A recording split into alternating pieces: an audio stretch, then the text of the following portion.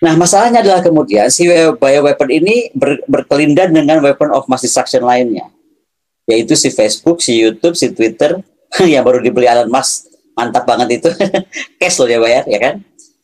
Maka ini menjadi lebih berbahaya.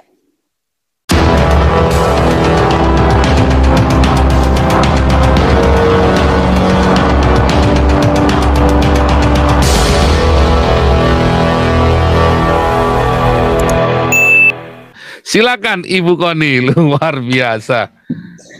Selamat malam, Pastor Zhang dan semuanya. Aduh, sampai lupa yang WA aku itu linknya. Iya gitu, mati handphone saya malah nggak tahu. Tadi saya lagi ngajar malah mati handphone ya. Minta maaf. Nggak apa-apa. Ya, jadi begini, Pastor Zhang, saya merasa saya harus berbagi pandangan tentang kemanusiaan karena ini yang mau aku tanyakan ya. Beberapa hari ini aku sibuk dengan dubes Rusia. Juga sibuk dengan dubes Ukraina, karena aku pikir seseorang harus berbuat sesuatu gitu, untuk bagaimana perdamaian di antara kedua negara ini bisa selesai. Itu harapannya, karena Indonesia ini kan negara non-alignment yang harusnya mengambil peran lebih strategis, lebih agresif kali ya dalam mendamaikan. Menurut saya. Kemudian misalnya Turki sudah melakukannya. Malah Indonesia kan bisa saja lebih bersikap karena kita kok seolah-olah jadi tekan-tekan ke arah G20 yang dipaksa menjadi sebangsa UN kecil gitu. Seolah-olah Rusia-Ukraine war ini harus selesai di tangan presidensi G20.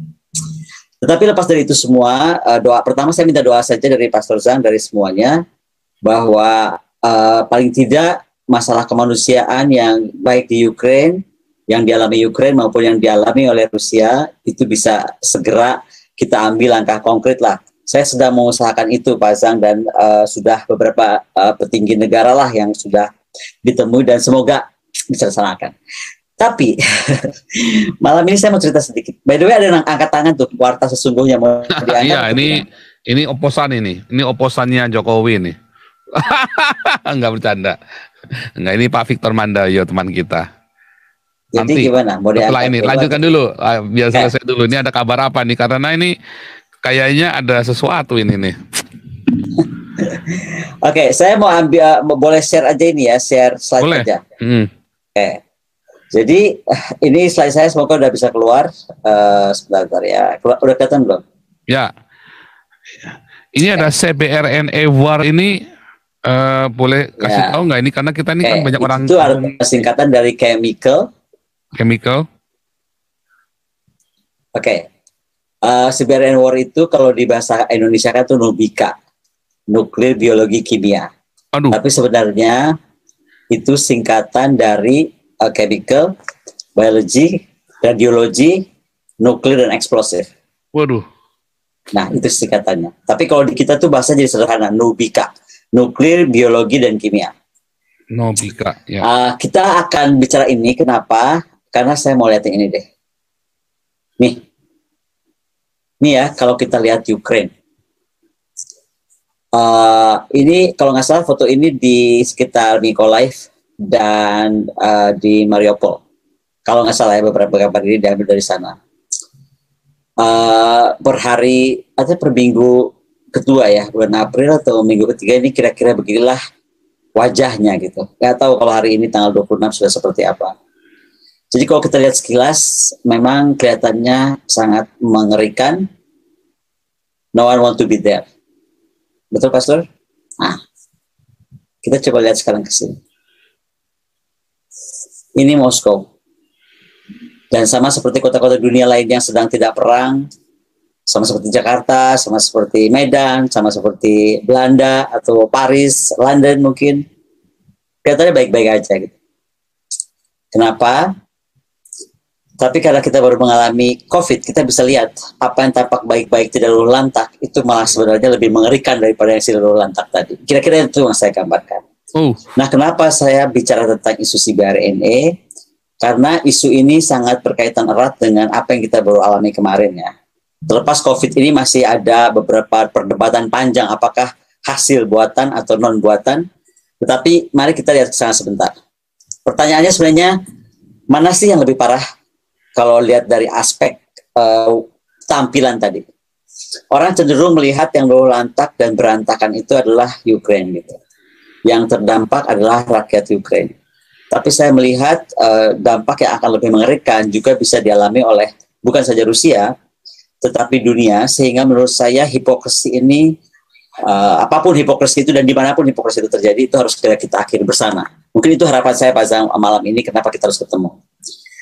Saya harus menyampaikan sekali lagi bahwa terkait CBRNE, selama dia masih terdengar atau terlihat, itu sebenarnya dampaknya itu biasa aja, atau low impact gitu. Tetapi kalau sudah tidak terasa, tidak tersentuh, and hard to smell gitu kan, itu dampaknya sebenarnya udah medium to high risk gitu. Jadi kalau kita masih dengar bleduk gitu, duar gitu, ya oke, parah, tapi itu nggak separah sama apa yang tidak terasa. Ngeri kan? Makanya tentang masalah notifikasi, proteksi, isolasi, rekognisi itu menjadi penting. Nah, saya mau ingat aja ya, ini nih saya ambil salah satu news di tahun 2017. Sudah diprediksi, ternyata global CBRN defense market itu baik secara deteksi, proteksi, dekontaminasi, ya kan, dan simulasi serta training itu oleh aplikasi militer ataupun sipil itu ternyata sudah diprediksi penggunaannya itu akan increase. Kita ingat ya, COVID itu terjadi 2019, Pak Zak.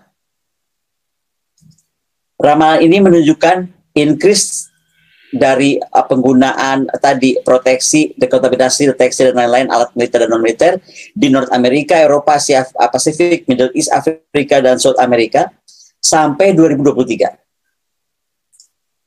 Saya nggak tahu nih, ini pakai ilmu doa mengukur naik 5% penggunaan ini, pakai ilmu cenayang atau pakai teknologi. Tapi apa yang diprediksi di 2017 ternyata 2019 terjadi dan sampai mungkin tahun depan masih terjadi, gitu kan? Atau lebih.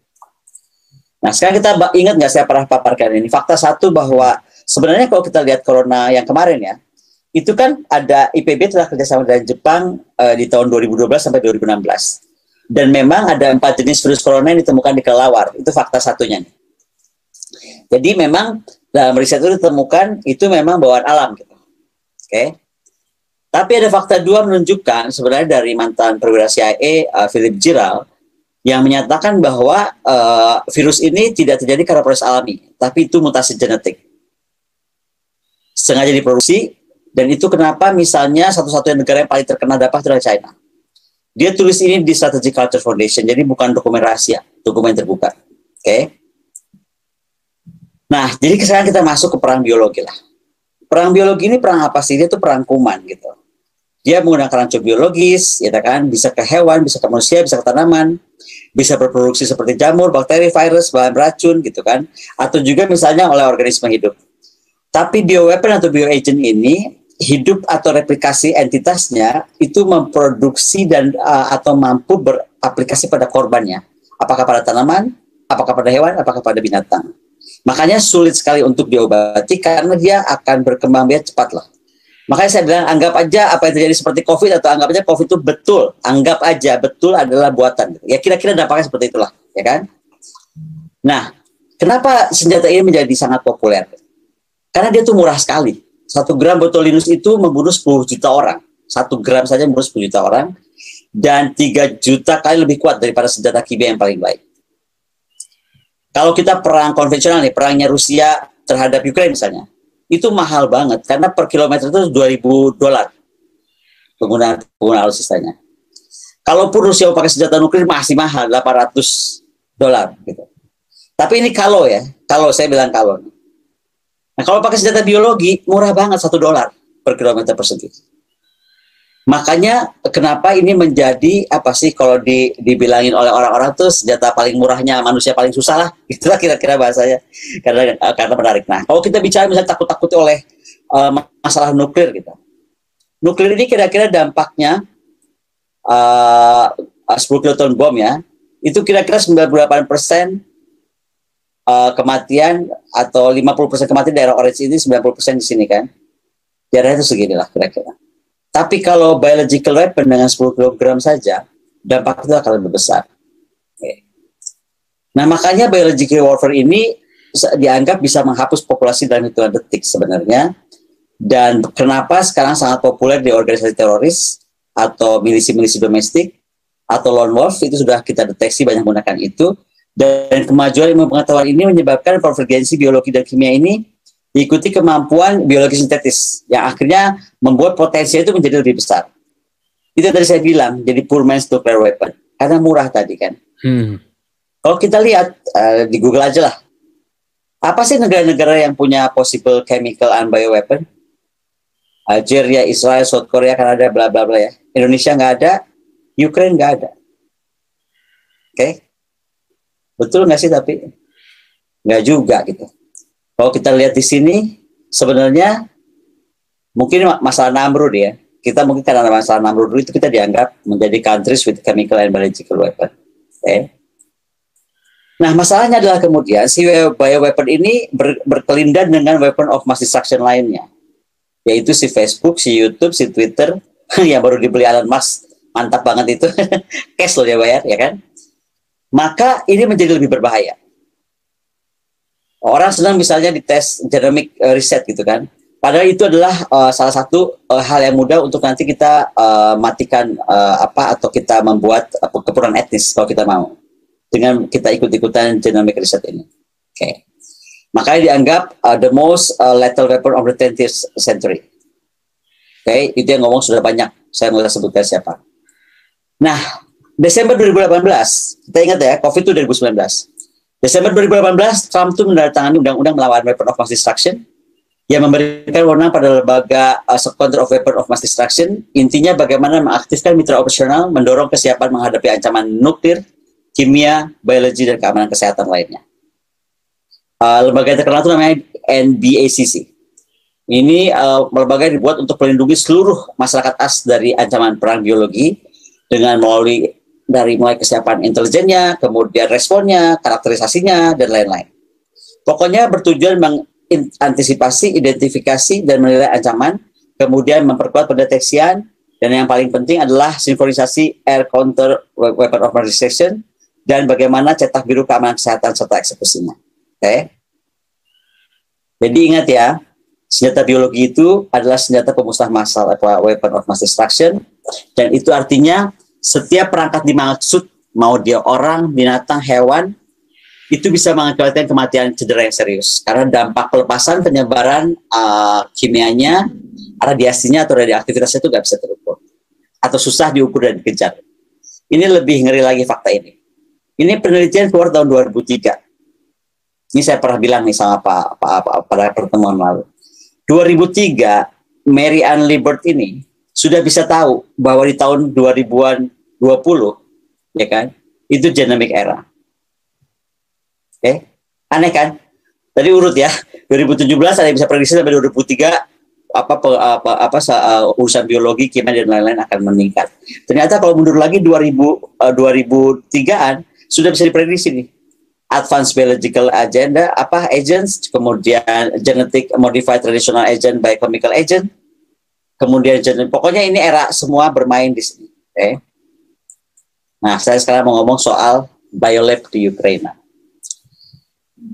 Kita harus perhatikan betul bahwa seluruh laboratorium biologi yang juga terkait jumlahnya, penelitiannya, sebarannya, juga percobaan-percobaan terkait dengan banyaknya lab biologi di Ukraina ditemukan oleh pihak Rusia, ini menurut saya mesti kita perhatikan.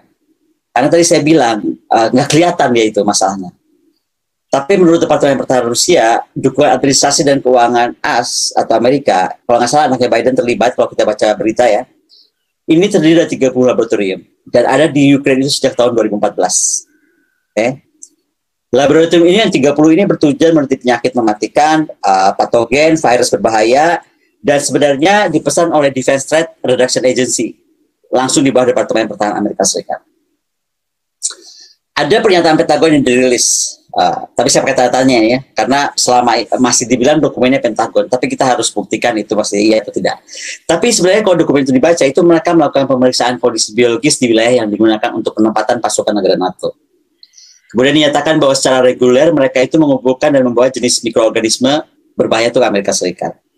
Ini nggak aneh sebenarnya. Kalau kita mau tahu salah satu binatang terkenal kita di pulau terpencil kita, itu setahu saya juga, dan ada bukti-bukti film, itu memang ditangkapi dan dikirim ke Amerika Serikat. Jadi ada beberapa hewan atau organisme atau tanaman beracun itu sebenarnya terus ada yang berlarian keluar atau dikirimkan keluar secara diam-diam untuk diteliti. Nah, di dokumen ini dinyatakan bahwa mereka melaksanakan penelitian agens data biologis dan penyakit bersifat khusus untuk wilayah-wilayah yang memiliki wabah alam yang bisa menginfeksi manusia. Nah, kalau untuk operasi militer Rusia di Ukraina, ini terjadi data kebocoran laboratorium yang kemudian jatuh ke tangan pihak Rusia, dan ini membuktikan sebenarnya segala rumors, kalau boleh disebut rumors, itu terkonfirmasi. Gitu. Informasi-informasi itu terkonfirmasi karena ada ternyata program biologi oleh pihak Amerika di wilayah Ukraina dan didalami oleh Pentagon. So far itu yang terjadi. Kalau kita lihat misalnya, kenapa sih di dalam operasi CBRNE atau operasi Nubika itu militer itu diperlukan? Karena dalam peran dan gelarnya, militer itu mampu mengumpulkan dan mengolah data ancaman Nubika. Militer yang benar nih, dia harus punya kemampuan ini sangat tinggi. Kemudian bagaimana peringatan pemberitaan bahaya, bagaimana penanggulangan kejadian kedaruratan, bagaimana mampu menganalisa laboratorium. Makanya saya ceritakan bahwa agensi-agensi Nubika yang ditemukan itu kemudian diteliti di 12 atau 17 laboratorium di Rusia. Apa yang dibuktikan gitu dari sana. Kemudian kita bisa lihat kemampuan penelitian pertahanan dan bagaimana terkait Nubika, kemudian juga uji gelar kemampuan alat khusus untuk Nubikanya. Jadi intinya militer itu punya manajemen kedaruratan untuk perang CBRNE. Itu kenapa dalam perang modern atau perang hari ini dan ke depan kemampuan CBRNE itu semakin harus tingkatkan gitu. Karena kita sudah nggak tahu dengan perkembangan teknologi tadi, maka si CBRNE ini bisa berkembang lebih cepat dan lebih menyebar lebih parah karena kita nggak tahu jatuhnya ke tangan siapa gitu. Karena teknologi komunikasi yang semakin mudah. Gitu. Jadi sekarang belajar bikin bom, belajar bikin biological testing atau apapun itu bisa lewat YouTube kalau mau belajarnya ya, sampai bikin apapun itu. Nah, militer itu penting karena dia bisa memahami lingkungan, memahami ancaman, memahami kerentanan, kemudian bagaimana kemampuan militer untuk mengontrol, mengalahkan, melumpuhkan, dan kalau bisa menghancurkan ancaman CBRNE itu sendiri. Dan bagaimana sebenarnya yang paling penting adalah kekuatan mengelola risiko dan konsekuensi. Ini yang mesti kita tahu. Karena kalau terkait Nubika atau terkait CBRNE, sama seperti kemarin COVID, kita kan bisa lihat tuh, mana sih daerah kontaminasi, kemudian mana sih daerah warm yang disebut entry corridor, kemudian dekontaminasi zones-nya.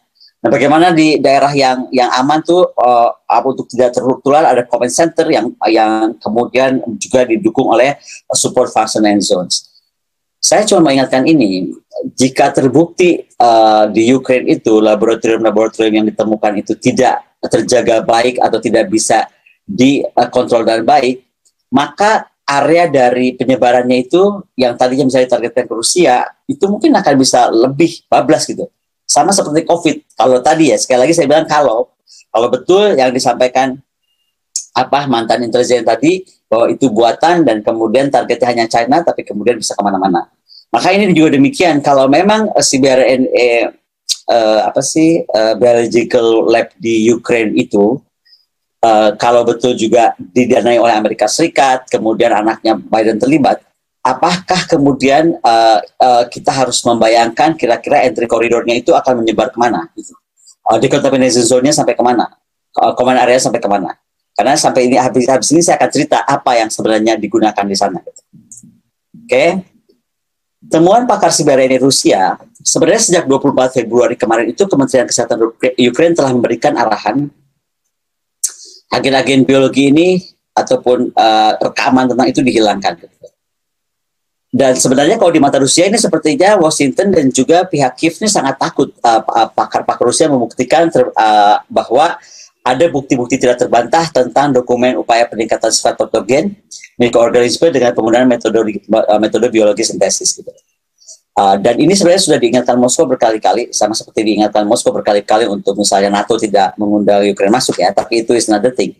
Tapi intinya adalah bagaimana Moskow telah memperingatkan bahwa Amerika dan Ukraina ini secara sistematis telah telah atau sedang melakukan pelanggaran konvensi tentang pelarangan pengembangan, produksi dan penimbunan senjata bakteriologi ataupun biologi dan racun.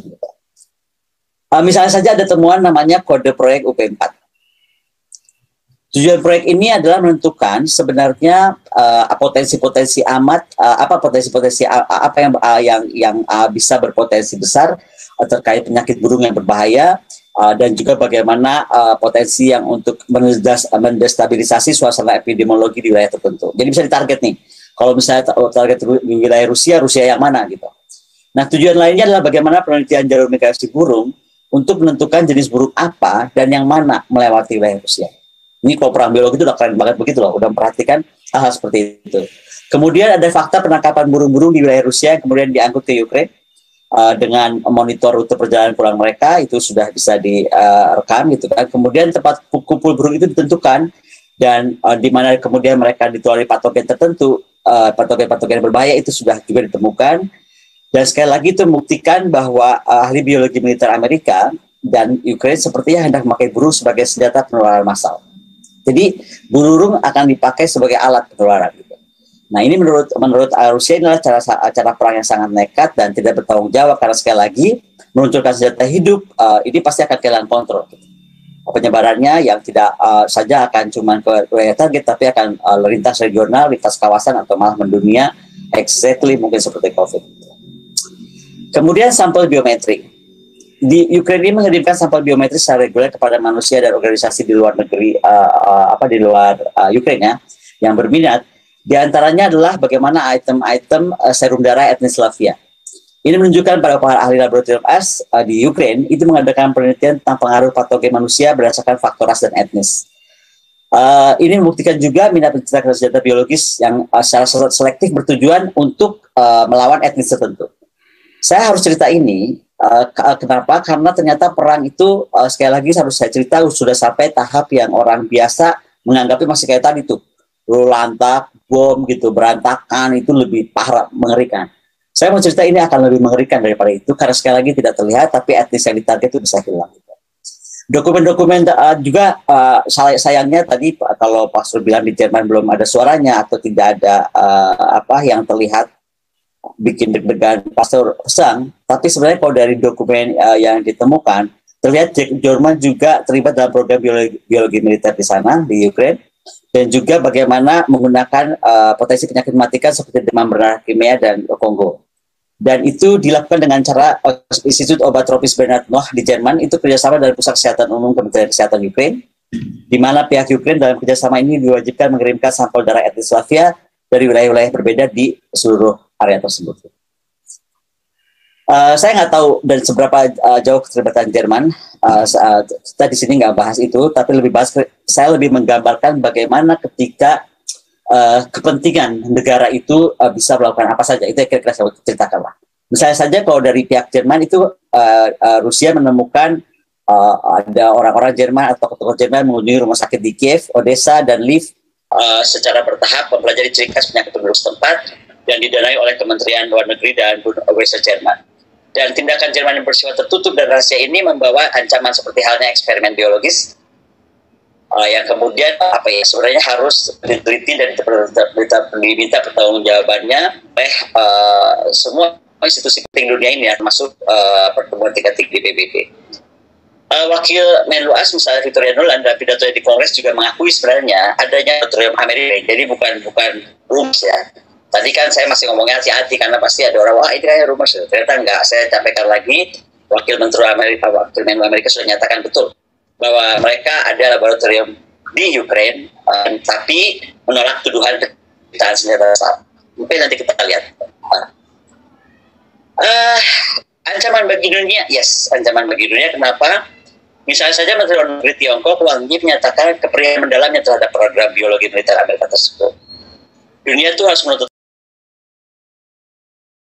ke Washington untuk mengungkapkan informasi tentang tujuan, misi, dan isinya, serta menyampaikan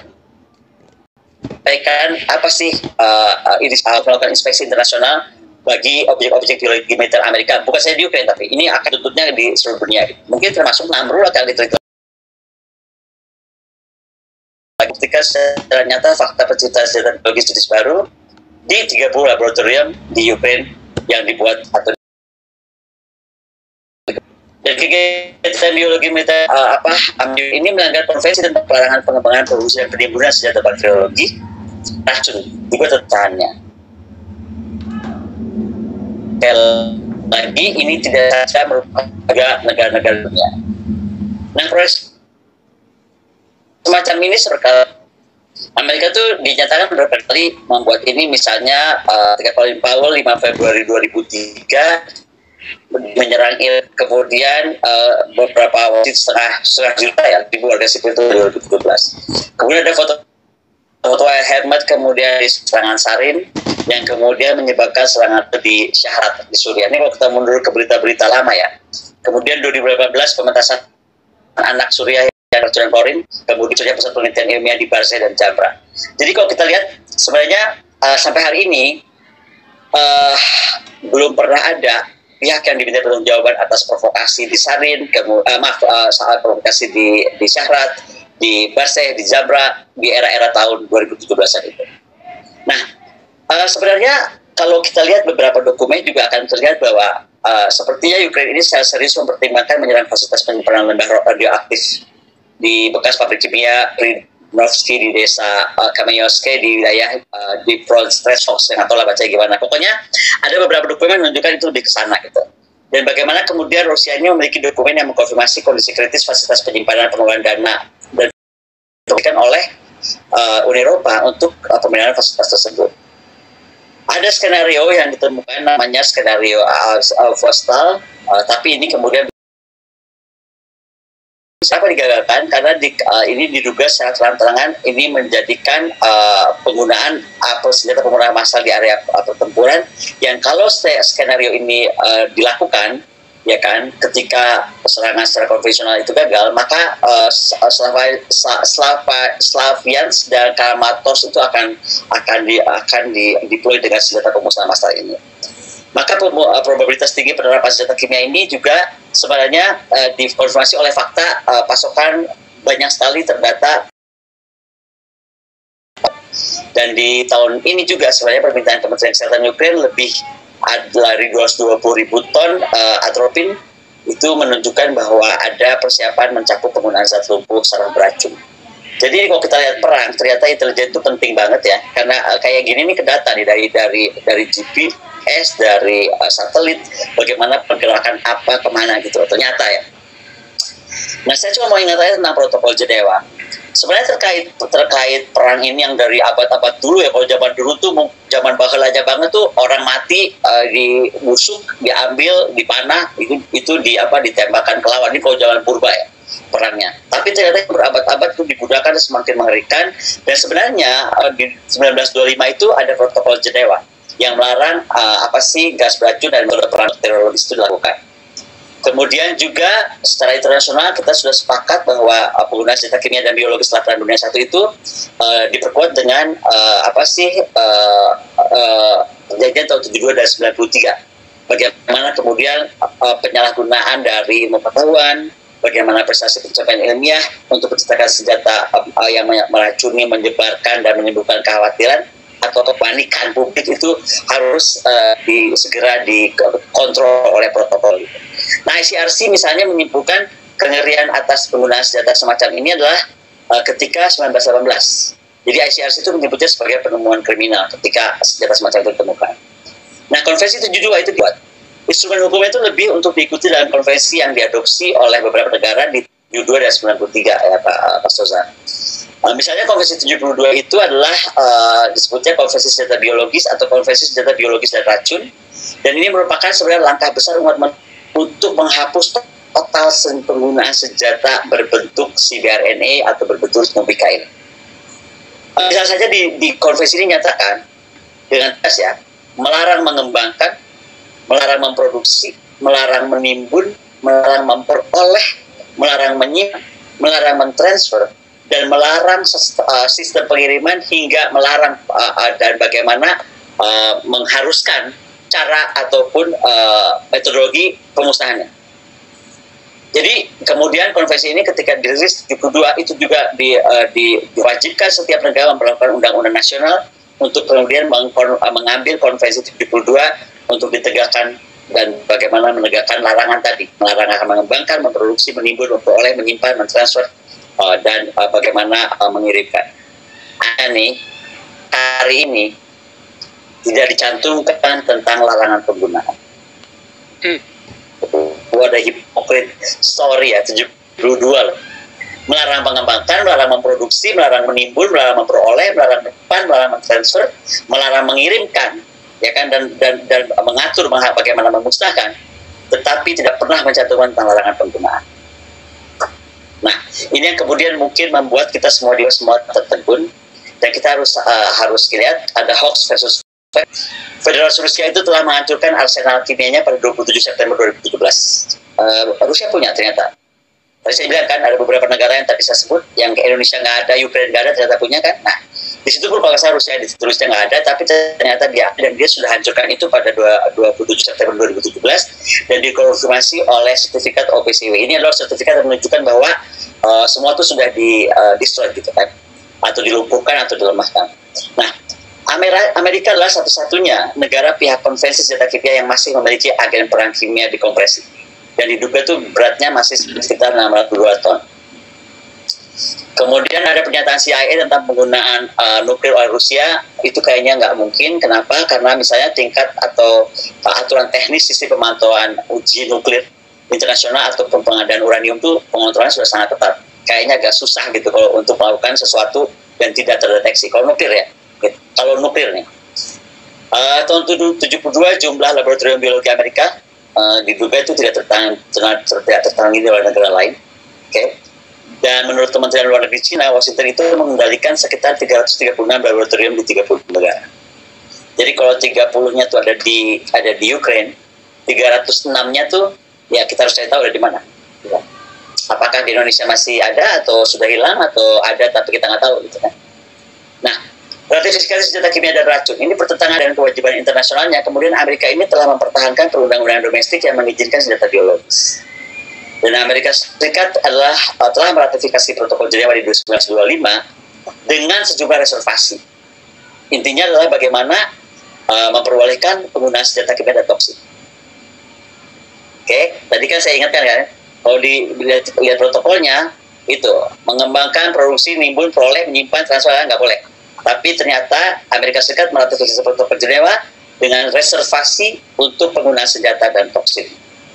Jadi di bawah undang-undang Amerika terkait memperkuat Amerika menghambat tindakan teroris, di situ undang-undang yang digunakannya lah, gitu, alat undang-undangnya. Maka penelitian biologi diizinkan dengan persetujuan pemerintah Amerika Serikat. Dan individu itu terlibat dalam penelitian tersebut tidak boleh bertanggung jawab atau dia akan bebas atau kebal lah kalau bahasa hukumnya, kebal hukum pidana untuk mengembangkan senjata tersebut. Gitu. Dan pemblokiran dilakukan terhadap Amerika terhadap Rakasa Internasional untuk verifikasi konvensi senjata biologis merupakan perjanjian internasional tentang proliferasi senjata, itu juga dilakukan Amerika gitu kan. Nah, disinyalir Januari 2022 Ukraina membeli lebih dari 50 perangkat dan digunakan untuk formulasi biologi dan kimia beracun. 21 April 2022, berapa hari lalu tuh ya, sekarang kan tanggal 26 ya, 5 hari lalu, kontainer dengan ampul diarahkan ke posisi pasukan Rusia dari drone dengan rencana pembunuhan yang akan menyebarkan reaksi kimia di suatu ledakan dan kebakaran. Jadi drone itu diatur sedemikian rupa membawa ampul tertentu, tapi ampul itu juga ketika sampai efeknya itu ada ledakan dan kebakaran. Seperti inilah kalau kita lihat film James Bond kali ya, habis dibaca beritanya luar hancur. Tapi kalau ini efeknya, ceritanya adalah efek ledakan itu akan menyebarkan racun tersebut gitu.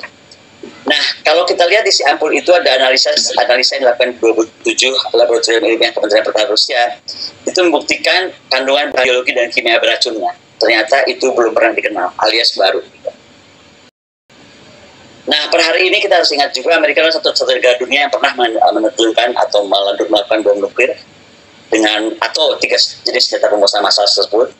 Bom nuklir kita ingat jatuhkan Amerika di Hiroshima dan Nagasaki.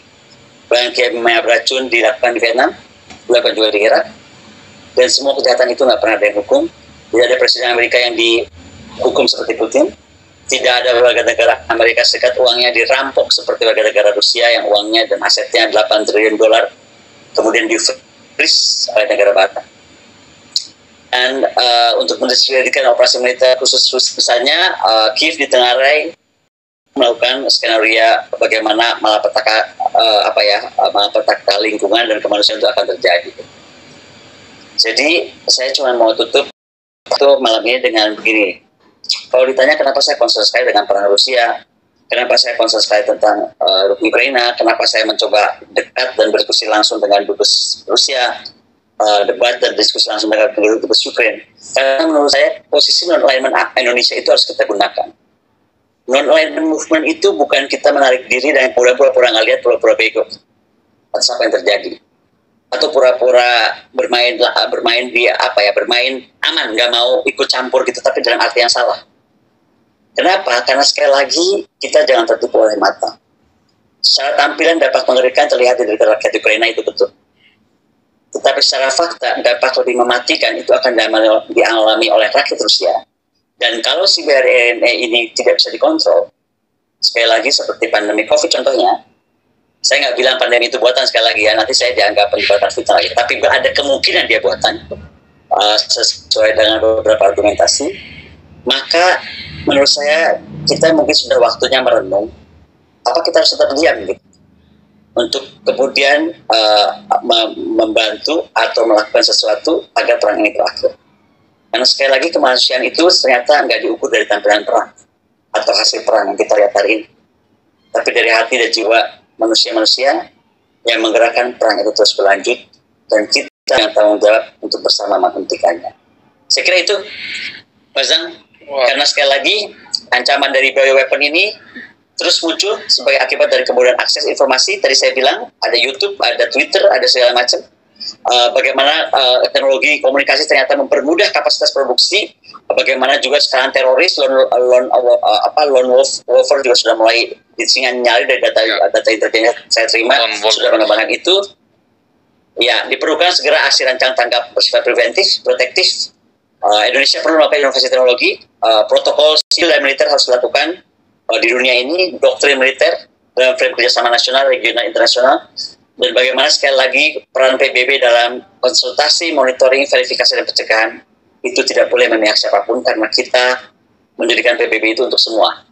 Saya ingat pidato Bung Karno ya, ketika PBB tidak menjalankan fungsinya, maka yang dihancurkan bukan saja mimpi manusia, tapi adalah the humanity itself.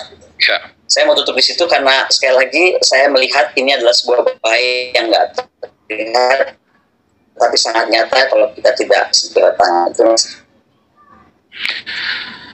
Lebih dari yang diharapkan. Saya tidak menyangka sampai sejauh ini ya, malam ini kita bicaranya. Ibu Koni, saya punya 3 pertanyaan sebelum yang lain bertanya. Yang bertanya mohon tampakkan semua wajah-wajahnya ya, karena kita menghargai tamu istimewa kita malam hari ini. Jadi wajah-wajah tak tampak tidak boleh bertanya. Ya, oke Ibu Koni, 3 pertanyaan dulu. 1, dari semua data dan pengalaman Ibu Koni dan reaksi-reaksi dari negara-negara yang pernah berinteraksi dengan Ibu Koni tentang berita ini, karena ini sudah pernah difilmkan juga di Netflix ya, Black Crab itu ya, The Black Crab dari Swedia itu ya. Ini benar-benar dia tunjukkan tadi ya, yang penemuan sebelum kejadian penemuan senjata biologi Ukraina itu, Black Crab itu udah bikin filmnya tuh. Ya, dan itu ternyata kejadian di depan mata dekat tempat saya lagi kan. Nah, kapan itu? Kira-kira akan meledaknya kapan? Kalau begini terus kira-kira kapan? Apakah mungkin Rusia dan Amerika ini benar-benar akan konflik ledakan-ledakan tadi ya, tapi dengan kiriman surat gitu kan, kiriman surat tapi dalamnya ada bakterinya begitu kan, sarin misalnya, sarin ya, iya sarin ya. Gitu kan, karena itu kan pernah dari Jepang tapi kan terus hilang kan, waktu di Jepang dulu yang ada gas tertawar itu kan pernah terjadi tahun berapa tuh, tahun 90 kalau nggak salah. Terus yang ketiga, terus kita rakyat kecil bisa apa nih kita nih? Yang kita saya jawab dari yang ketiga dulu deh. Karena saya juga jadi bingung juga yang rakyat kecil siapa, rakyat besar itu siapa gitu. Karena menurut saya rakyat besar itu banyak bisa melakukan sesuatu tapi kok diam aja gitu. Saya boleh cerita ya. Kalau kita sekali lagi saya mengenal Rusia kecil dan Ukraina kecil karena saya hanya berhubungan langsung dengan para dubesnya ya di sini. Dua-duanya orang yang sangat menarik, orang yang sangat pintar, orang yang sangat bersahaja, gitu. Dan orang yang sangat jiwa nasionalnya tinggi. Rusia berpegang tegas pada kepentingan nasionalnya, demikian juga dubes Ukraina. Saya cuma mau cerita sedikit aja. Saya tuh bangga banget sama Bung Karno. Nggak pernah di dunia ini saya baca seorang kepala negara yang ingin menyeimbangkan dunia. Oke? Sampai ngamuk, sampai udahlah kita keluar dari PBB nggak fungsi nih, gue bikin non-blok. Itu kan Bung Karno lakukan. Oke? Nggak pernah ada lagi siapa. Sampai Putin. Putin itu menurut saya sedang mencoba menggebrak dunia, membuka mata dunia nih. Lihat deh, itu dengan seimbang banget. Tapi itu satu hal ya. Makanya karena saya bangga sama Bung Karno, saya tuh heran. Kenapa Indonesia itu tidak kemudian secara aktif tahu saya baca itu chat Indonesia bikin virus kadrun. Jadi nggak seriusnya tuh begini. Kita misalnya ngomongin Israel Palestina, wah itu udah kayaknya dianggap pesan dari undang-undang preambul undang-undang kita selama Palestina tidak merdeka bla bla bla, betul nggak? Oke? Tapi saya mau tanya, yang bikin Abraham Accord siapa? Dan berapa lama dibikin Abraham Accord? Ya kan? Mantunya Trump coba. Dan sekarang Israel malah dengan Timur Tengah sedang mau membuat fakta pertahanan bersama, ya. Oke? Jadi tanpa ada di undang-undangnya Amerika Serikat bahwa Palestina mesti damai atau Israel mesti kenapa, ya tiba-tiba Abraham Accord jalan aja lah. Sekarang Timur Tengah dan Israel baik-baik aja. Oke? Ya. Sekarang ada Ukraina, ada Rusia, dan Rusia itu sahabat Indonesia. Karena kalau kita lihat sejarah, ketika Bung Karno terbang sana kemari zaman-zaman era kemerdekaannya, yang pertama memberikan $100 juta itu adalah Rusia. Yang membangun rumah sakit persahabatan Rusia, lupa, itu Rusia. Yang bangun mendidik dokter perawat, makanya ada isu setan merah, setan suster merah, itu karena orangnya merah, orang Rusia sebenarnya ceritanya. Banyaklah saya bisa cerita lah, di Google aja deh, apa aja yang dibantu Rusia waktu buat Indonesia. Jadi kenapa kita juga punya kemitraan strategis dengan Rusia? Rusia itu teman kita sebenarnya, oke? Dulu ada poros Pyongyang, Moskow, bla bla bla gitu. Ingat nggak? Nah, jadi ada sejarah panjang yang kita sudah lewati dengan Rusia.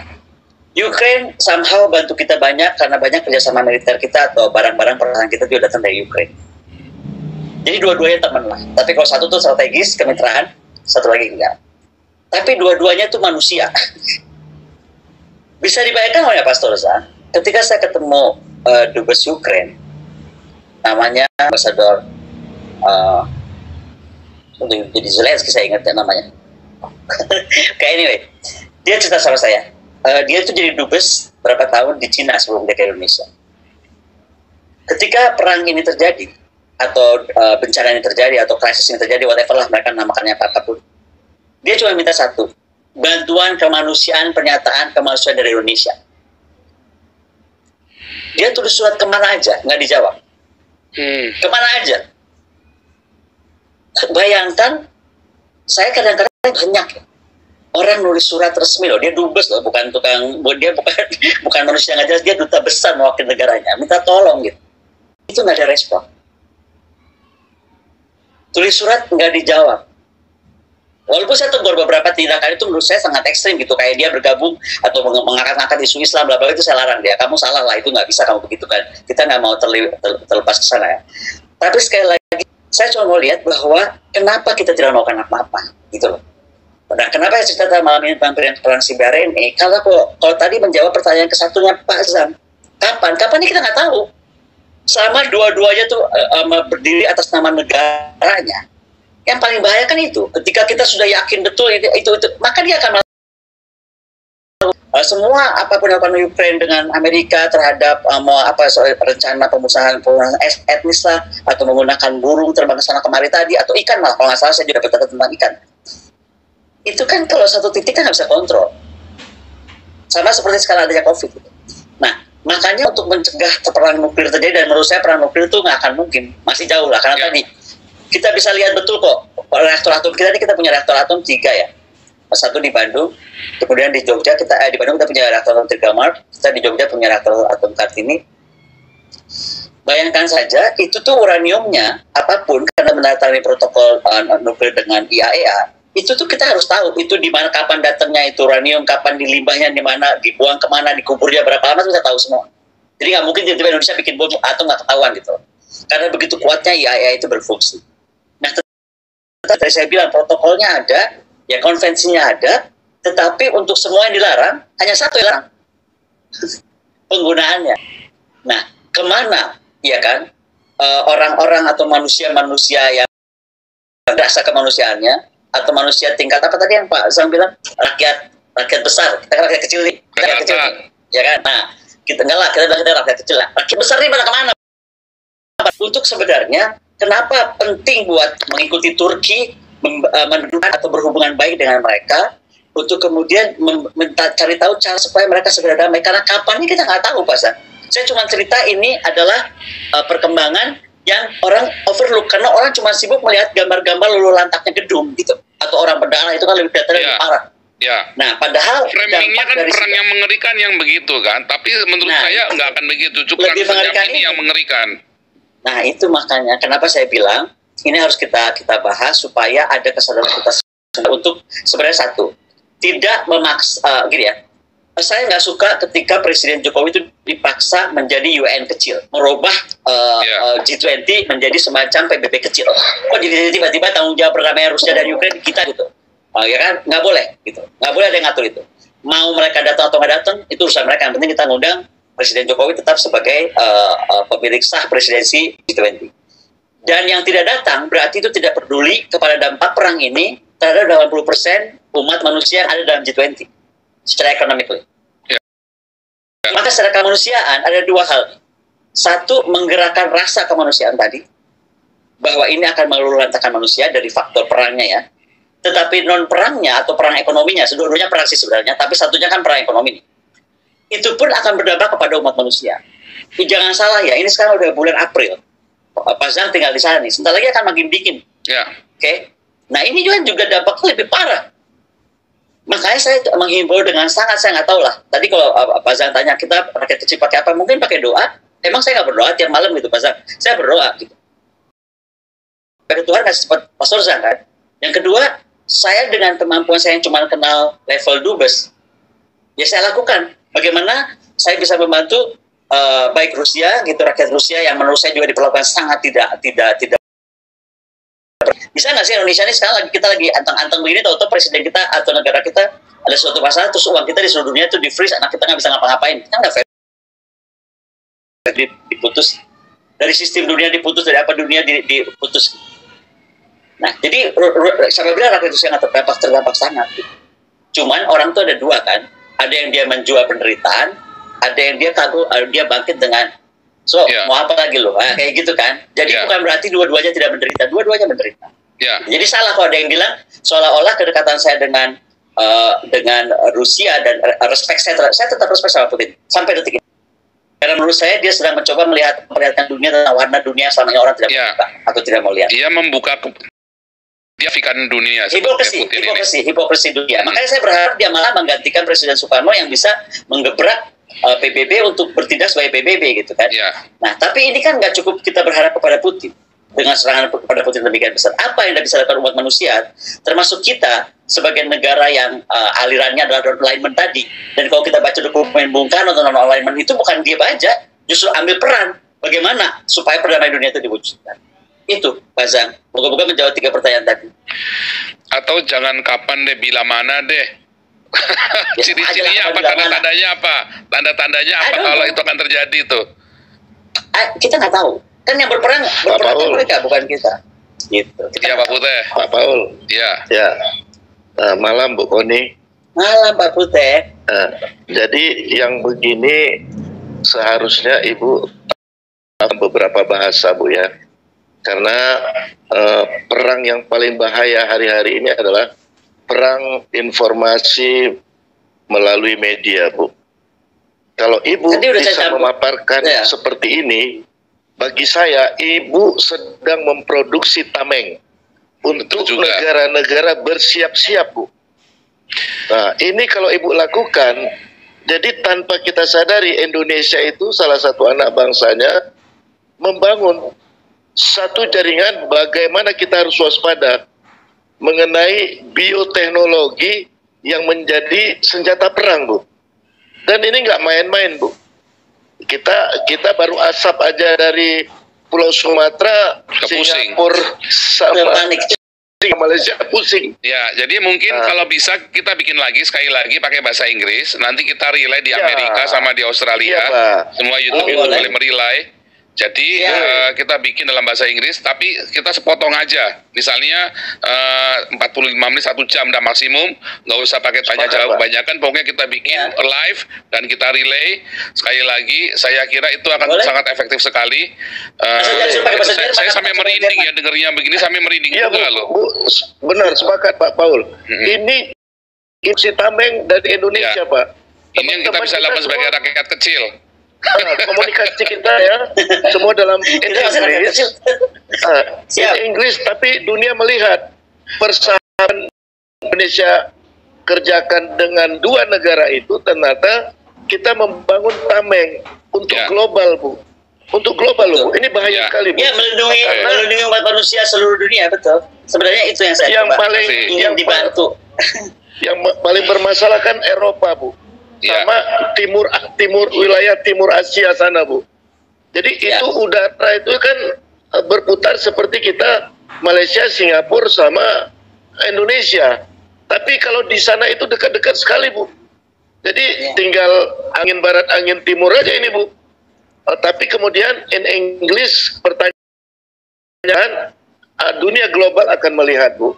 Tapi saya kira pemaparan tadi itu sudah cukup tajam sekali, sampai speechless juga. Ya, itu nanti kita ulangi lagi. Oke, lisensi sudah diterima Pak Putih. Kita lanjut ya, Pak Victor Mandoyo. Terima kasih sekali. Nanti kita cari waktu dengan Ibu Koni, dengan Amerika dan Australia. Semoga bisa merilai ya acara ini ya. Oke, silakan Pak Victor Mandoyo. Lalu lanjut Tommy Kormi dan Pak Robert ya, 3 dulu, 3 lanjut kita lanjut 3 lagi. Ini 3 dulu biar Ibu Koni nggak kepanjangan jawabnya. Jangan opini pribadi ya, karena kita sedang menggali narasumber kita. Silakan Pak Victor Mandoyo. Terima kasih, shalom buat semuanya. Shalom. Koni, ya. Shalom. Ya, terima kasih. Sejak awal memang terjadi perang Rusia dan Ukraina ini, saat Bu Koni dunia akan semakin erat berkelindan. Contohnya kereta Cina yang nyambung ke Jerman sana juga akan. Saat Bu Koni berbicara lalu, saya juga pingin ngobrol, cuman kan nggak mungkin karena waktu yang sangat terbatas. Kemudian saya yang perlu ditekankan kembali, saya bukan pendukung salah satu negara, itu Rusia ataupun Ukraina, karena saya hanya menyorot itu dari aspek kemanusiaan seperti Ibu ungkapkan tadi, yang pasti terinjak-injak, baik itu yang negara diserang ataupun negara yang menyerang. Jadi Ukraina juga menyerang rakyatnya sendiri, dia pun menyerang rakyat Ukraina sendiri, Ukraina juga gitu loh. Nah, cuma sekarang Bu Koni katakan bahwa media sosial termasuk Twitter adalah salah satu cara penyampaian informasi, baik itu benar ataupun tidak benar, itu cepat beredar ke dunia manapun. Jadi pertanyaan saya, Bu, sehubungan dengan ini, yang beredar itu kemungkinan yang beredar di Twitter loh. Saya juga sempat berdiskusi panjang dengan teman-teman di Twitter yang menyatakan bahwa kemungkinan Rusia untuk menyerang negara-negara NATO, anggota-anggota NATO, termasuk Inggris. Jadi menurut pandangan Bu Koni, kira-kira kemungkinan itu pasti terjadi apa enggak? Kemudian yang kedua, dengan adanya perang ini memungkinkan adanya peralihan polisi dunia yang selama ini dipegang oleh Amerika, kemudian menjadi Rusia sebagai pemegang. Karena kita melihat di mana-mana negara sekarang, Rusia itu ada. Dibandingkan dengan Amerika sekarang loyo sekarang kan. Kita harus akuin itu, Amerika sekarang nggak seperti Amerika yang di zaman George Bush dan sebagainya, bukan sekarang ini ya. Jadi sehingga juga Israel pun merasa khawatir.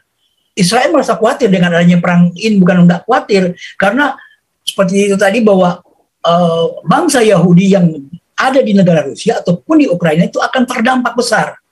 Nah, Israel pun ikut sampai Perdana Menterinya turun tangan di saat hari Sabat yang sangat mereka tidak boleh beraktivitas, mereka dilakukan juga. Panas, Pak. Oke, lanjut.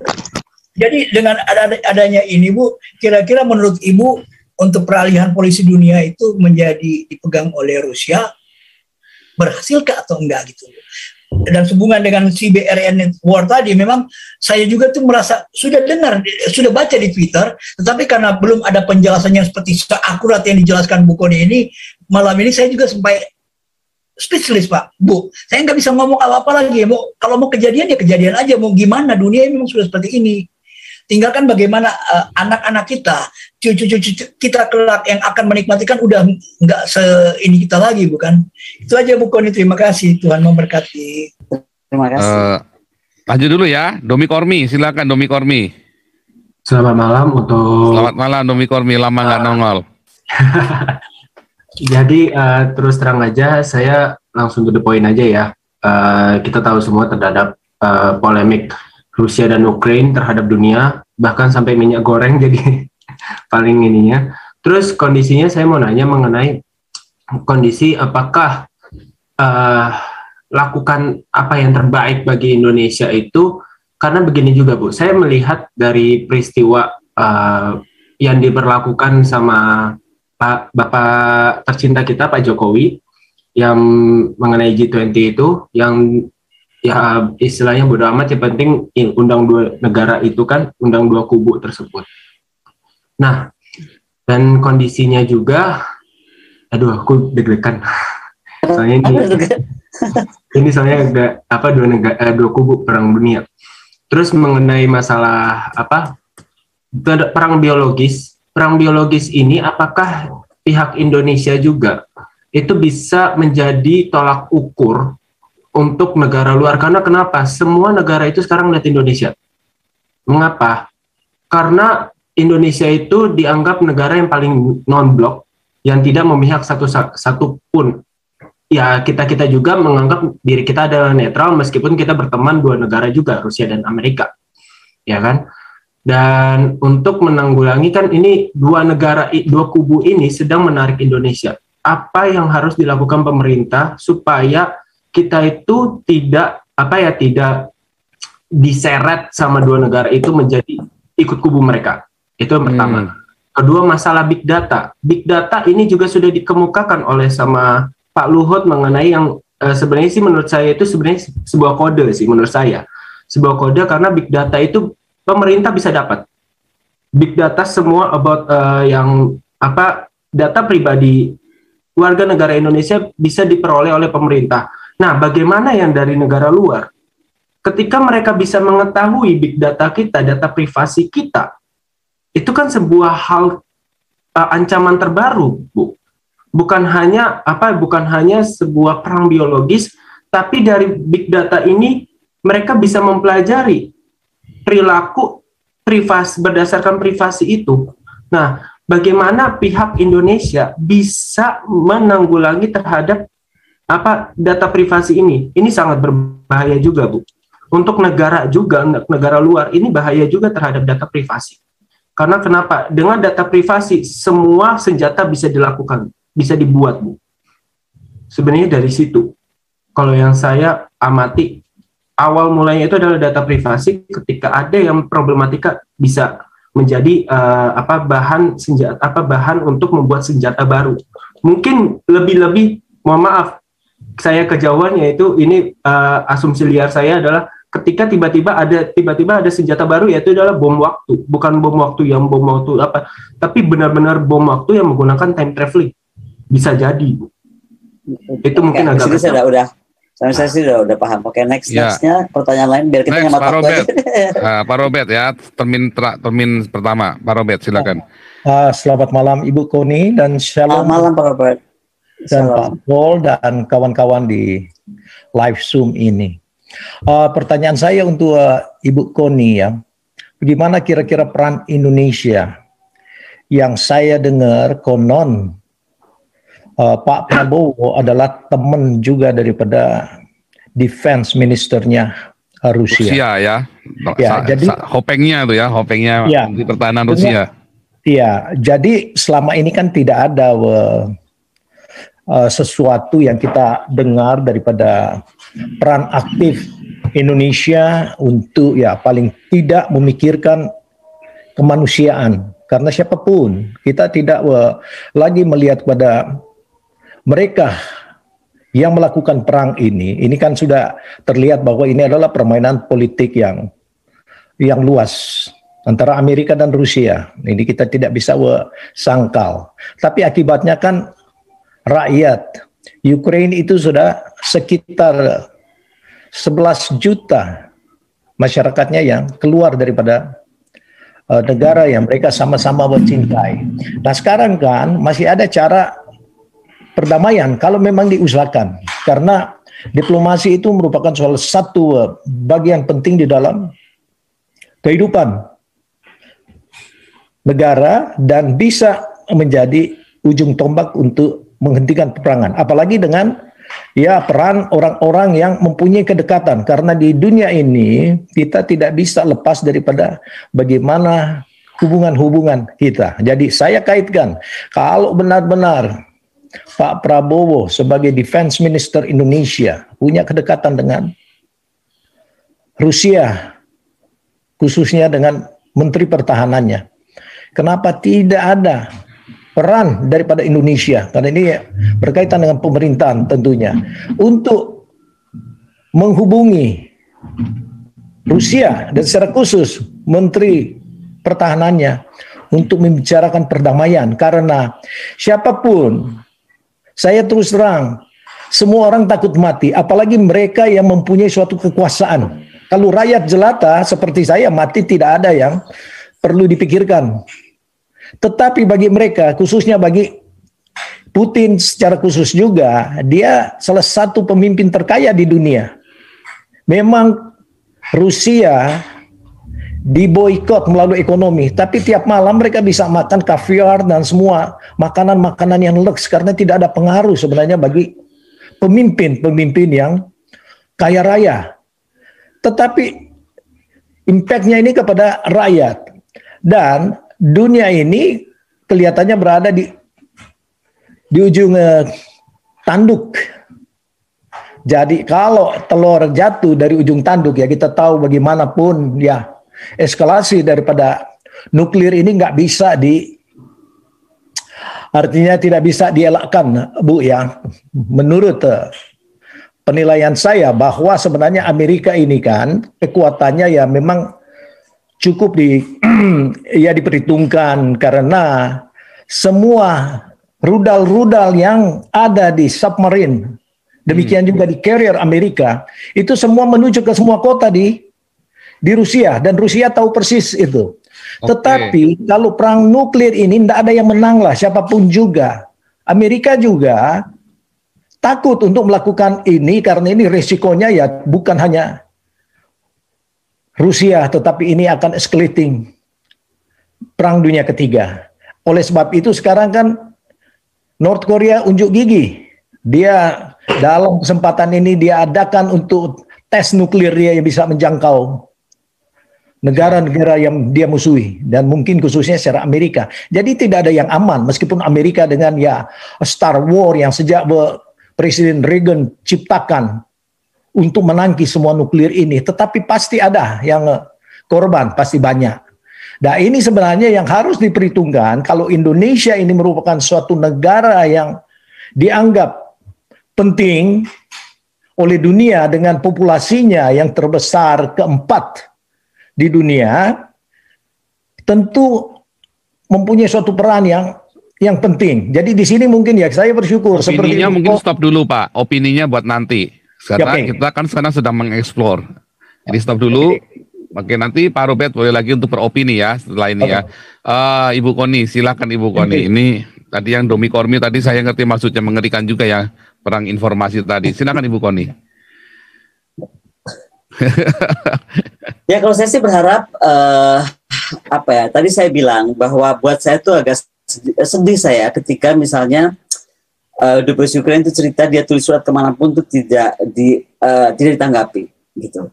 Jadi kadang-kadang saya pikir kenapa kita jadi salah kaprah ya tentang non-alignment kita. Itu yang lagi saya mau coba sampaikan, bahwa untuk itu kenapa kita yang siapapun yang bisa punya akses dan kemudian mampu melakukan sesuatu, lakukanlah sesuatu.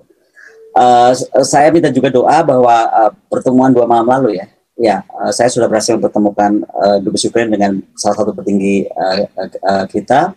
Mungkin tahap pertama kita harus membuat semacam dompet kemanusiaan bagi perempuan dan anak.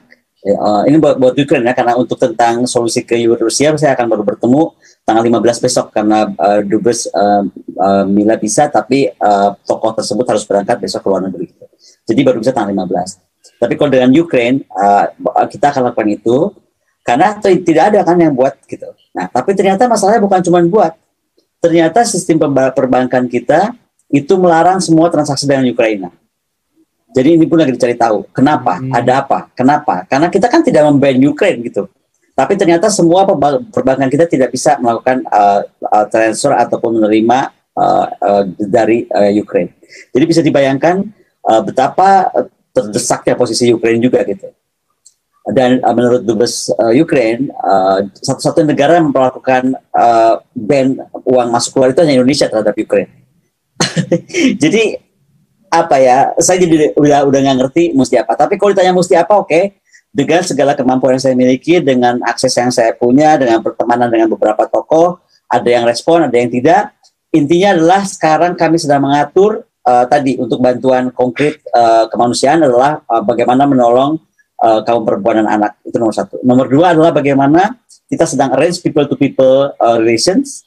Apakah melalui parlemen to parlemen, kita akan berangkat, beberapa dari kami akan berangkat, juga tokoh pengusaha, untuk juga ke Kiev dan juga ke Moskow.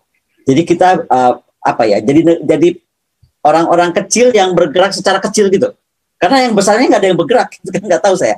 Apalagi dari Pak Robert saya dengar Pak Menhan misalnya bersahabat dengan Menhan Rusia. Ya silahkan do something gitu. Sampaikan aja, saya nggak terlalu concern untuk misalnya Pak Prabowo melakukan apa ke Rusia, karena saya juga nggak tahu apa yang bikin Pak Prabowo tentang itu gitu. Buat saya lebih baik Pak Prabowo ngurusin dulu aja nih, Papua juga agak bergolak lagi dalam 2 hari ini sampai saya pegel deh.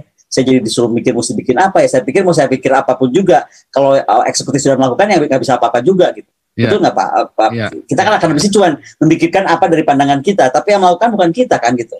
Nah jadi saya kalau Pak Prabowo mendingan beresin dulu Papua aja lah gitu. Yang mendingan ngurusin Ukraine dan Rusia ini mungkin lebih baik Ibu Menlu dan beberapa tadi seperti saya bilang tokoh-tokoh parlemen, misalnya wakil ketua MPR atau ketua DPR, wakil ketua DPR yang barangkali bisa melakukan people to people talk atau lebih mengerti posisi Rusia terhadap Ukraine, posisi Ukraine terhadap Rusia. Yang penting Indonesia harus melangkah tegas, sama seperti Bung Karno dulu melangkah tegas, bagaimana menegakkan perdamaian dunia itu dengan melakukan sesuatu, bukan menghindari sesuatu tersebut. Itu yang menurut saya lebih penting. Tapi Menlunya lebih concern sama Palestina ya Bu kayaknya. Saya nggak tahu, saya belum ketemu Bu Menlu, tapi yang paling tidak semoga terus Menlunya nih nggak pernah komentar masalah Rusia Ukraina nih. Iya. Sabar Pak Poljang, sabar. Semoga langkah-langkah yang kita ambil ini bisa juga dilakukan secara lebih komprehensif. Tapi yang paling penting adalah gerakan untuk menyadarkan UN untuk berfungsi sebagai UN. Itu mungkin yang paling penting. Karena hari ini UN tidak berfungsi. Nah, kalau itu saya nggak punya akses ke UN, saya nggak kenal tokoh penting di UN, jadi mungkin itu yang harus kita suarakan secara bersama secara dunia gitu loh, masyarakat dunia ya, untuk penggerakan itu. Karena sekali lagi, kalau kita lihat tadi mappingnya ya, makanya kalau ini mau dibuat atau tidak dibuat, saya cuma tunjukkan fakta-fakta 2003 prediksinya apa, 2017 ada apa, 2018 melakukan apa, ya kan, 2019 ada apa terhadap dunia, 2022 temuan apa lagi gitu kan. Ini kan semua kayaknya kalau kita puzzle udah bisa kita lihat gitu sebenarnya gitu kan. Tapi kan dalam kapasitas, dalam kemampuan, dalam kapabilitas kita yang nggak bisa maksimum seperti negara, ya kita memerlukan jelas di sini tokoh-tokoh negara untuk melakukan sesuatu. Itu aja kira-kira. UN itu mandul Bu. Kalau UN itu mandul, dia tidak ada kekuatan lagi Bu, karena diatur oleh 5 negara yang mempunyai hak untuk itu, sehingga ya Rusia. Kalau itu kita semua tahu Pak Robert, kita semua tahu. Justru sekarang saya lagi cuma bilang, apakah kita sekarang harus menuntut tindakan non-alignment kita itu melakukan seperti dulu Bung Karno bersikap tegas gitu loh, atau menghidupkan kembali non-blok seperti dulu Bung Karno mengaktifkan non-blok, walaupun sekarang non-bloknya mungkin informasinya sudah agak berubah gitu kan. Tapi yang paling kita harus tegaskan dengan posisi hari ini G20, jangan mau kita diancam seolah-olah kalau Ukraine nggak mau datang, saya nanya sama dubes terus dubesnya malah tanya balik, emang kalau dia datang juga kita mau ngapain di situ? Orang kita bukan member kan, jadi lucu tuntutan itu. Jadi tuntutan itu tuh adalah tuntutan yang lucu. Tapi sebenarnya ini sebenarnya menghapuskan hipokrisi dunia itu harus segera. Gitu. Sekali lagi, saya tidak stand for two countries dalam arti membenarkan atau menyalahkan karena mereka punya reason masing-masing. Tetapi kalau dalam aspek Putin, kenapa saya respect kepada Putin? Karena menurut saya dia telah berani gitu. Sama seperti dulu Bung Karno berani gitu. Nah sekarang adalah bagaimana negara-negara kemudian ini melihat kasus ini gitu. Karena sekarang saya melihat kayaknya framingnya itu seolah-olah victimnya itu hanya Ukraine gitu. Tidak. Victimnya itu dua-dua negara ini tuh ada victim dan kita nggak bisa menghapuskan penyebab ya. Jangan lihat sekarang ya, tapi penyebabnya apa itu yang juga nggak ada yang korek gitu. Kenapa sekarang tiba-tiba NATO mundur? Kenapa tiba-tiba kayak gitu kan juga mesti dibuka. Tapi kita sekarang nggak nanya ke sana, lebih ke arah bagaimana supaya perang ini tidak terjadi. Yang tadi saya bilang perangnya tidak kelihatan, gedung masih cantik, mobil masih beredar, tapi mungkin yang jalan semua nanti udah zombie. Ya, zombie. Kalau tentang big data, tadi yang ditanyakan tentang big data, saya cuma menjawab pendek aja ya. Nggak usah ngomong canggih-canggih. Lihat apa yang dilakukan dunia terhadap Rusia. Lihat apa yang dilakukan dunia terhadap Rusia. Ternyata jawabannya satu, berdikari itu penting. Jadi jangan ngomong big data lah, kalau server kita masih di luar. Mau ngomong big data, ngomong big data. Ngarang lah udah kalau ngomong big data, orang server kita masih di mana tahu. Iya kan? Oh gitu. Betul. Simpel aja kalau saya itu sih be realistik lah kalau itu. Nah, makanya jawabannya cuma satu, berdikari. Sekarang apa yang terjadi di Rusia? Rusia itu dihantam ekonomi survive, dihantam teknologi survive, dihantam apa survive. Itu yang kita mesti kejar. Iya, luar biasa ya, benar Rusia ini memang. Pertanyaan saya mengenai ini, Bu, peran Indonesia terhadap G20 ini, kalau saya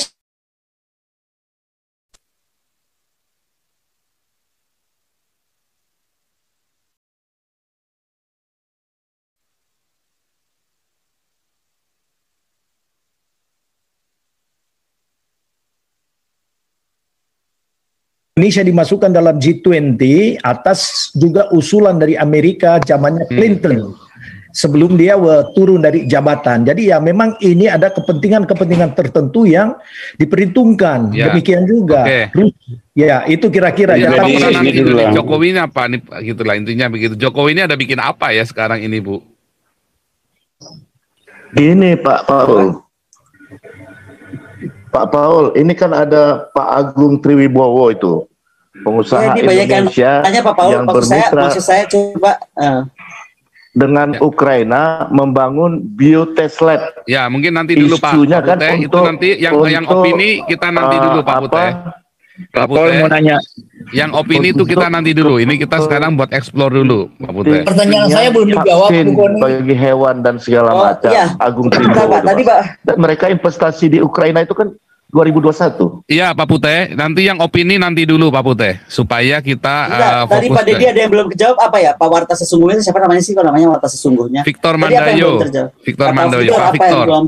Kemungkinan penyerangan terhadap negara-negara NATO yang sekarang kan banyak juga beredar di YouTube dan Twitter bahwa Inggris yang pertama akan diserang. Jadi menurut itu sudah jawab, saya nggak tahu.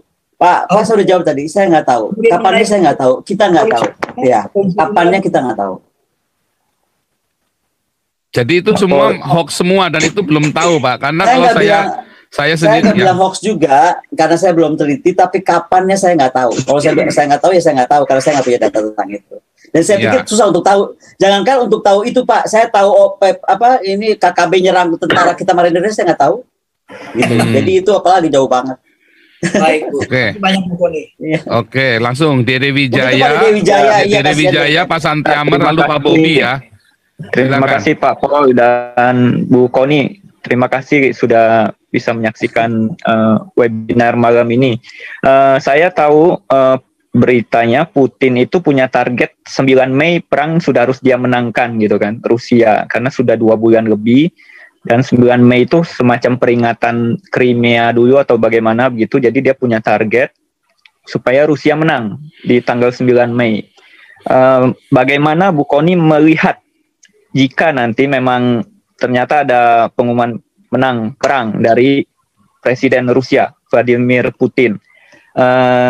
Beberapa berita yang saya simak, Sekjen PBB sudah bertemu dengan Presiden Turki dan dia akan lanjut show bertemu dengan Vladimir Putin di Moskow begitu. Dalam rangka tentunya tujuan kemanusiaan dan stop perang tentunya.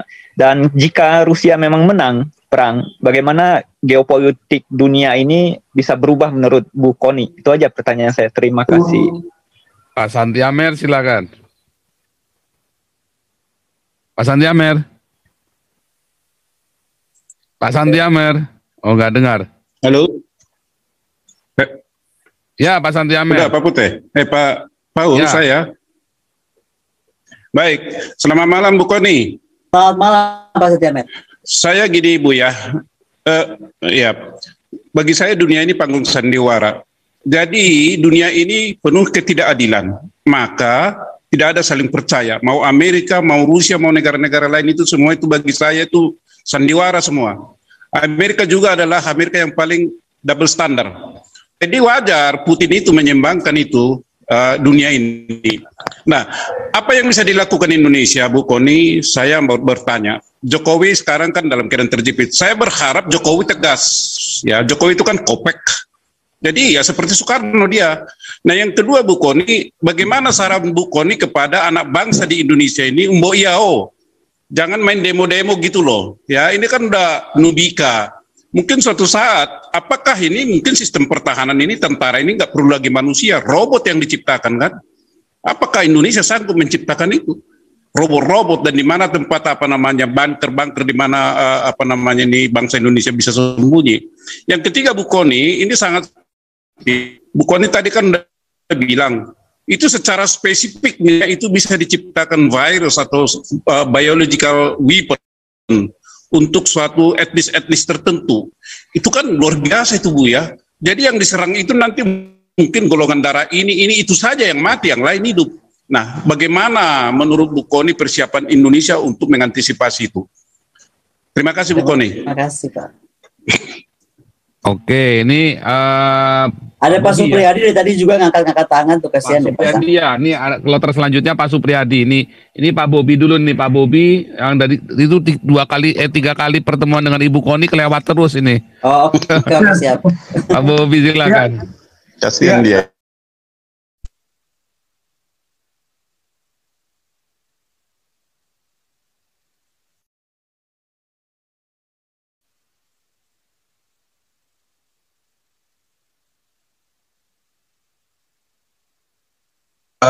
Kalau secara organisasi apa sih sumbangsihnya si non-alignment movement tersebut Bu ya terhadap perdamaian dunia dalam 10 tahun terakhir inilah, khususnya kalau kita fokuskan pada konflik Ukraina Rusia ini yang pertama Bu ya.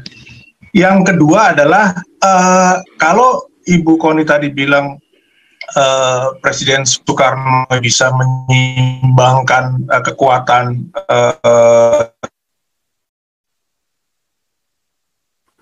bisa keluar dari PBB dan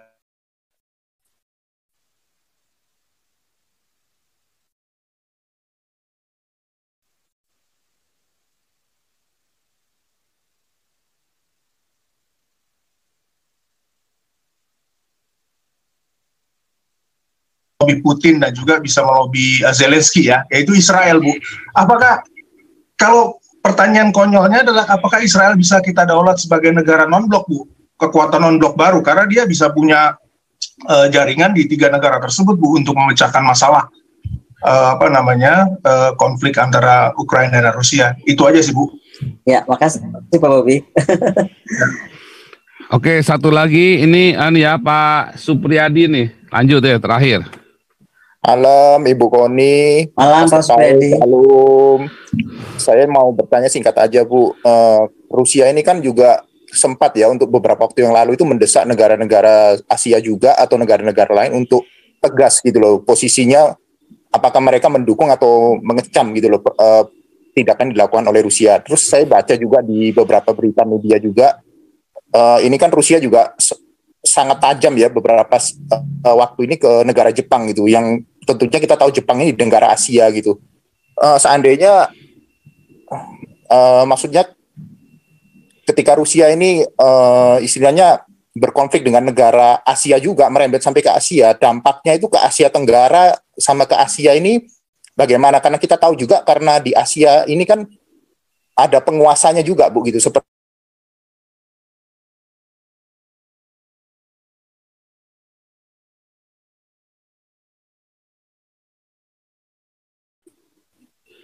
istilahnya kayak konflik mungkin antar negara, batas teritori. Iya, konflik ini apakah ada pengaruhnya juga dengan kita tahu sendiri kalau Ukraina juga kaya minyak ya Bu, kaya sumber daya alam gitu. Apakah Rusia juga ada kepentingan lain? Maksudnya analisa Ibu itu apakah Rusia ini menginginkan sumber daya mineralnya yang dimiliki oleh negara Ukraina gitu Bu? Saya kira itu aja Bu. Terima kasih Bu. Oke, langsung Ibu Koni. Nanti terakhir Bung Beta ya. Ini kelihatannya Ibu Koni silakan. Oh iya, pertanyaan terakhir ya. Sekali lagi deh semuanya karena saya Bung Beta deh sekalian, Bung Beta lanjut. Ya. Shalom Pak Paul. Ini Shalom, yang akan merilai kita di Amerika ada channel Beta Maluku juga ya. Ini tadi Pak Robert, Bung Beta itu ada di Amerika semua lokasinya. Silakan Bung Beta. Thank you Pak Paul. Kumaha eta damang Bu Koni.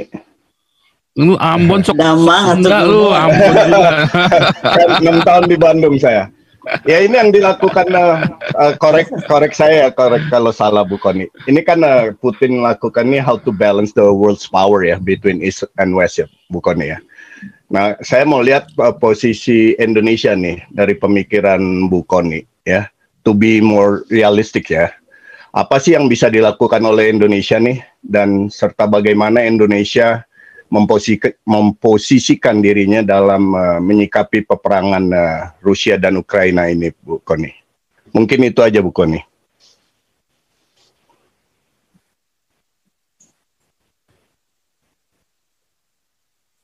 Halo. Oke, terima kasih banyak semuanya. Ya. Oke, lanjut, Bu Koni. Oke, jadi saya senang sekali malam ini ternyata antusiasnya seru benar.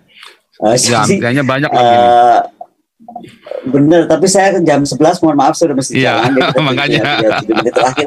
Iya, saya mesti bobo karena besok pagi rapat pagi. Tapi intinya begini, tentang pertanyaan kalau misalnya tanggal 9 Mei moga-moga lebih cepat Rusia itu bisa misalnya dianggap pemenang, maka menurut saya ya pasti kita semua mesti bersyukur bahwa semua dunia ini akan jadi aman, karena sekarang tuh dampaknya secara ekonomi sudah sangat parah, secara sistem logistik dunia juga sudah sangat terganggu karena perang ini gitu. Jadi yang tidak berperang pun terdampaknya sangat signifikan. Jadi the faster the war ended, mau menangnya dimanapun itu akan lebih bagus buat dunia. Makanya kita dukung betul siapa saja ya kan, baik eksekutif ataupun mungkin perorangan ataupun siapa yang mau melakukan apa terhadap rakyat tersebut. Kembali kepada Indonesia mesti melakukan apa, saya kira tadi saya sudah cukup menjelaskan. Jangankan kita, dubes Ukraine aja kirim surat nggak dijawab, tidak direspon, ya kan?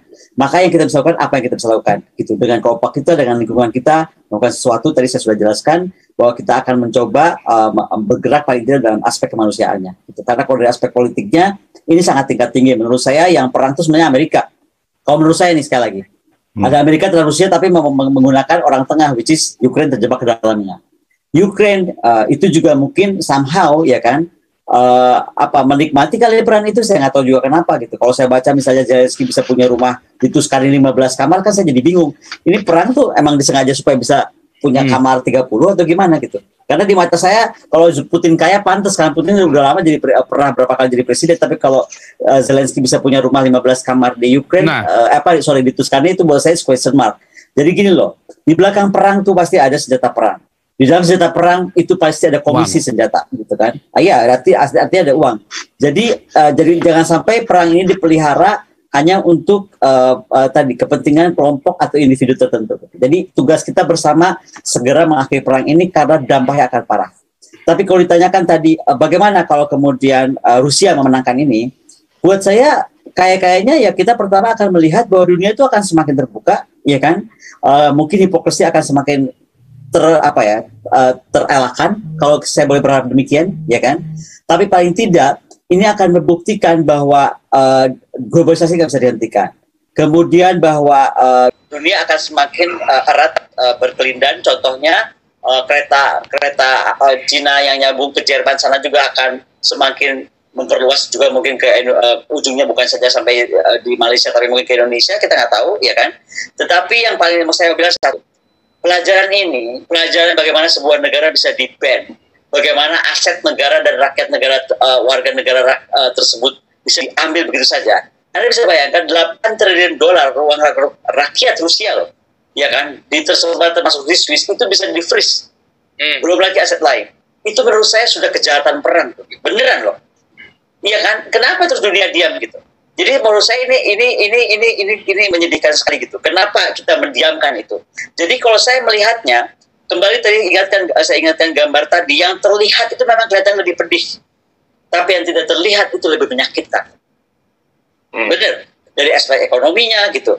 Apa yang bisa dibikin di Rusia? Semua dime sistemnya dimatikan kok. Ini pun militer pun mungkin udah terakhir. Jadi kalau saya bilang siapapun bisa memperhentikan perang itu bagus, dan semoga kita juga bisa bergerak melakukan sesuatu untuk menghentikan itu.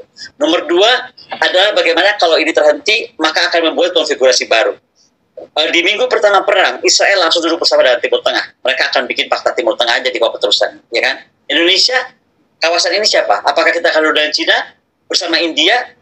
Jadi regional ini akan terbangun keseimbangan kekuatan atau apa, regional equilibrium.